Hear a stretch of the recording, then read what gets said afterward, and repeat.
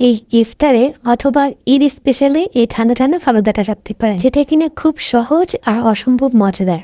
খুব সহজে কীভাবে একটু বাসায় বানিয়ে ফেলবেন খুব অল্প সময় তা দেখিয়ে দিচ্ছি। আসসালামু আলাইকুম everyone, welcome to fries kitchen. আশা করছি অবশ্যই ভালো আছেন।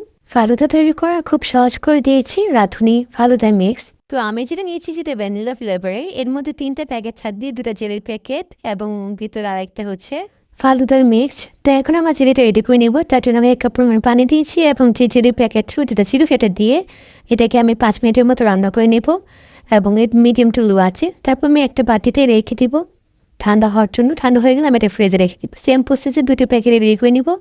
এখন আমি এখানে 1 লিটারের মতো দুধ চাল করে নিয়েছি, এটাকে আমি হাই চাল করে কমিয়ে নিয়েছি। তো যে মিক্সড প্যাকেট ছিল সেটাকে দিয়ে আমি এটাকে সিদ্ধ করে রান্না করে নিব। তো আমাদের ফালুদাটা রান্না হয়ে গেছে। আমি বেশি ঘন করিনি, এটা একটু পাতলাই রেখেছি যাতে খেতে একটু ভালো লাগে। বেশি ঘন করলে খেতে ভালো লাগে না। তো এখানে আপনারা আপনাদের পছন্দ মতো ফ্রুটস অ্যাড করতে পারেন। তো আমি এখানে কলা, কিছুটা আনার, আপেল কুচি এবং আঙুর ফল ইউজ করেছি। আপনারা চাইলে আপনাদের পছন্দ ফ্রুটস অ্যাড করতে পারেন। তো এটাকে ভালো করে মিক্সড করে নিব। আপনারা চাইলে এই পর্যায়ে আপনারা জেলেগুলো ইউজ করতে পারেন। তবে আমি এটা উপর দিয়ে দিব। তো আমি এখন এটাকে নামিয়ে এটাকে সুন্দর মতো 4-5 বার কেটে নেবো। তো আপনারা আপনাদের পছন্দ মতো ভাবে পরিবেশন করতে পারেন। তো আমি এখানে আবারও আপেল কুচি দিয়েছি, কিছুটা আঙুর ফল দিয়েছি এবং জেলিটা আমি এই পর্যায়েতেই দিব। 2টা জেলি দিয়ে দিব এবং এখানেও কিছুটা আমি কলা ইউজ করেছি এবং আনার ইউজ করেছি। আপনারা আপনাদের পছন্দ দিবেন। তো রেডি হয়ে গেলো খুব সহজে ও খুব মজাদার ফালুদা।